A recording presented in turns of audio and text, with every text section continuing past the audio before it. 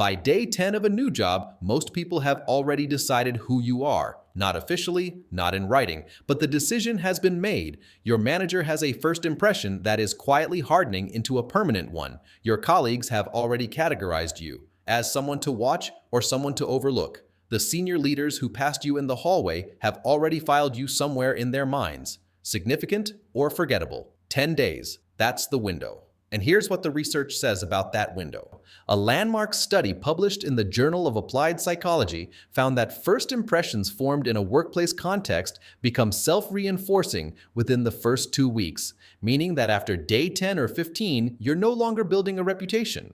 You're confirming one that already exists. Princeton psychologist Dr. Alexander Todorov found that people form confident judgments about a new person's competence, trustworthiness, and leadership potential within the first 100 milliseconds of meeting them, and that those judgments, without deliberate contradiction, persist.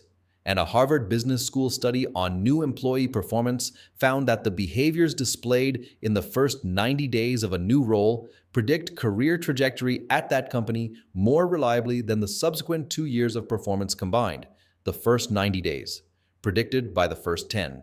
Now, here's the financial implication, because this is always ultimately about money.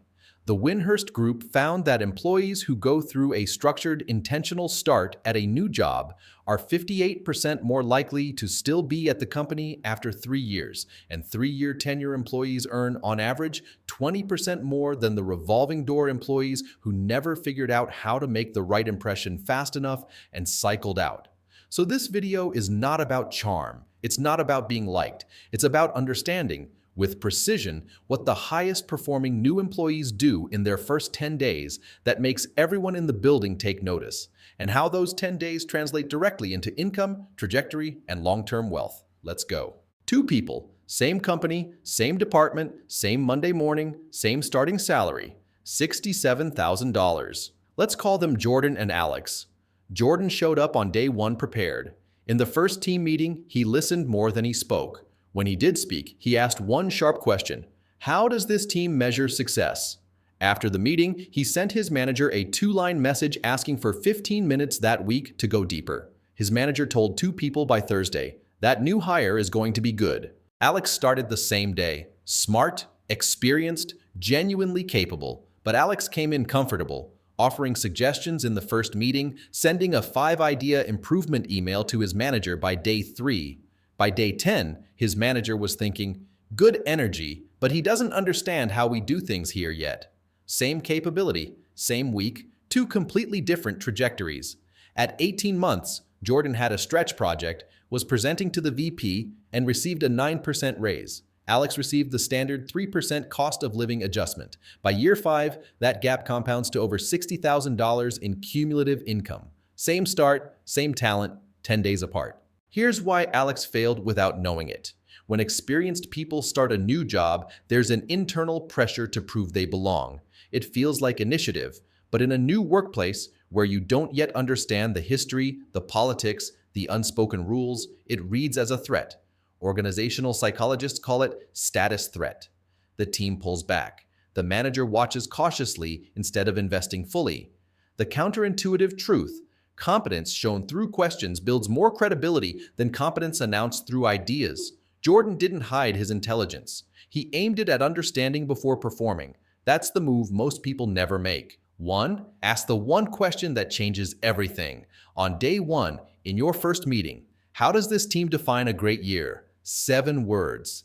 It signals strategic thinking, tells you what your manager actually cares about, and makes them feel respected. Almost no one asks it. 2. Map the real pain before you offer any solution. Days 3 through 5, have brief conversations with every teammate. Ask what's working, what's harder than it should be, and what they wish someone would just fix. By day 5, you'll understand the team's actual reality better than people who've been there a year. 3. Solve something small, quietly, before anyone asks. Find the smallest, most annoying, most fixable problem on the team and start working on it in the background. On day 10, bring it forward. Not as a performance, but as a quiet offer. I noticed this. I worked on something. Would it be helpful? That combination, listening, understanding, solving without being asked, is so rare that most managers haven't seen it in years. When they see it in you, everything changes. Most people walk into a new job hoping to do well. The people who get noticed by day 10 walk in with a plan. Not an arrogant plan, a quiet one, built on listening before talking, solving before suggesting, making the right people feel understood before ever trying to make them feel impressed. Dominique did this at 29, a new operations analyst, a stretch role, nervous but prepared. By day 10, her manager was inviting her into meetings she wasn't scheduled for. By year 1, she had a 14% raise and a title change, not because she was the smartest person in the room, because she understood faster than anyone else what the room actually needed.